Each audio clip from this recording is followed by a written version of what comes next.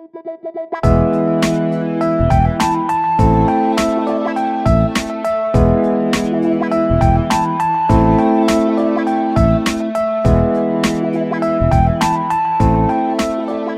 term intaglio means to cut in, and it describes a printing process where the image area is etched below the surface of the plate.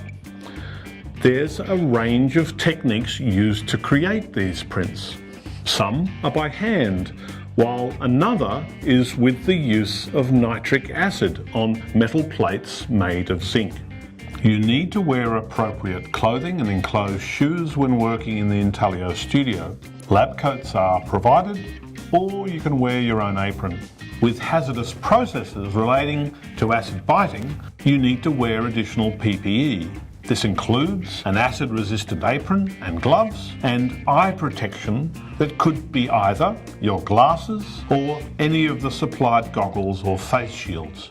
Prior to immersing a plate in acid, you need an acid resist applied to differentiate the areas that are intended to etch from those that remain on the surface. Many resist techniques have been developed for an artist to achieve various effects.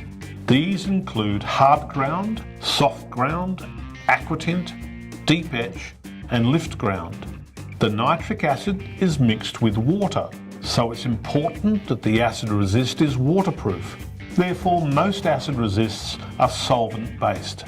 Once applied, it needs to be touched dry before you begin your etching.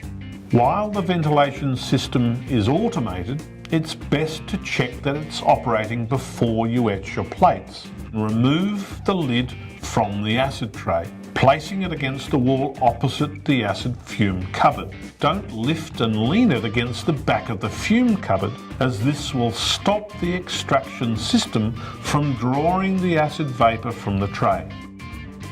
Consult your lecturer and develop a plan for etching your plate. Most acid biting will occur in a medium acid, which is 1 part acid to 8 parts water, while for vigorous etches, a strong acid is used. This is normally 1 part acid to 4 parts water. Taking note of the time on the clock, carefully lower the plate into the tray and then lower the glass screen. Don't lay your plate over the top of any other plates. Only zinc plates should be used in the nitric acid solution, for the use of any other metal will contaminate the acid. Gently remove with a feather the bubbles that form as a consequence of the action of the acid biting into the metal. This should be done every minute or so. Don't feather a plate with an aquatint, as this will promote faster biting and cause the breakdown of your rosin resist. Once you've reached the desired etching time, remove the plate from the acid with a plastic spatula.